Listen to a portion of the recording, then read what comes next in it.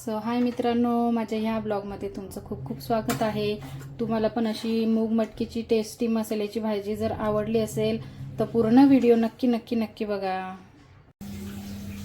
हाय मित्रांनो, मैत्रिणींनो, सगळ्यांना पहिले तर गुड मॉर्निंग।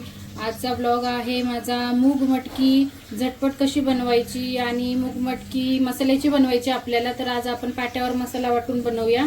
पहिले तर मी 1 ग्लास पाणी घेतलेलं आहे। मूग मटकी स्वच्छ धुवून आणि परत थोडंसं मीठ घालून 1 शिट्टी घेऊया आपण। बाकीची प्रोसेस पुढे करूया। हाय मित्रांनो, आता आपण ब्रेक नंतर भेटलेलो आहे। कुकरची आपली 1 शिट्टी घेऊन झालेली आहे। गरम आहे म्हणून मी अजून ओपन नाही केलेला आहे। तर आपल्याला काळ्या मसाल्याची मटकी आणि मूग बनवायचे आहेत म्हणून मी इथे मोठे मोठे 2 कांदे व्यवस्थित असे कट करून घेतलेले आहेत। थोडंसं तेल घालून याला आपण व्यवस्थित असं खरपूस भाजून घेऊया आणि याच्यामध्ये भाजल्यानंतर खोबरं पण आपण भाजून घेऊया। तर आता चला खोबरं वगैरे सगळं भाजून आपण हा मसाला पाट्यावर वाटून घेऊया।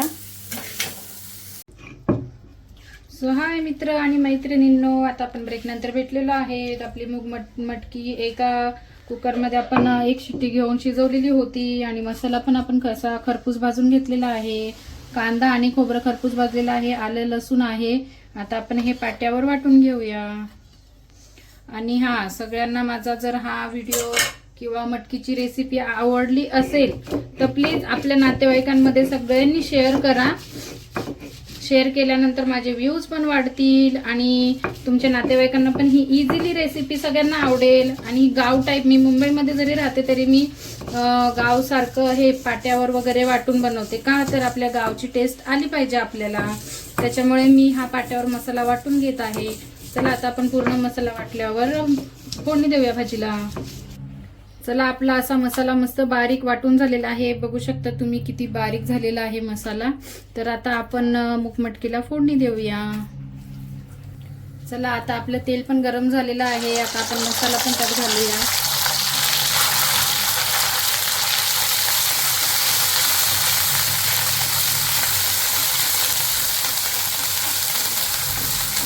मसाला आपला मस्त असा फ्राय झालेला आहे, बघू शकता तुम्ही।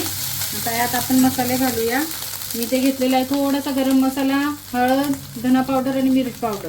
जास्त आपल्याला काहीच त्याच्यात टाकायचं नाही, कारण आपण मसाला पाट्यावर वाटलेला आहे तर खूप जास्त टेस्टी आपली भाजी होणार आहे। बघू शकता त्याला पण मस्त असं तेल सुटलेलं आहे। बघू शकता आपल्या मसाल्याला मस्त असं तेल पण सुटलेलं आहे। आता आपण हे मूग मटकी शिजवलेली यात टाकूया आणि तुम्हाला हवं तेवढं तुम्ही पाणी घालू शकतात बरं का। तुम्हाला जास्त रस्सा हवा असेल तर तुम्ही जास्त पाणी टाका आणि जर कमी रस्सा हवा असेल तर कमी पाणी टाका।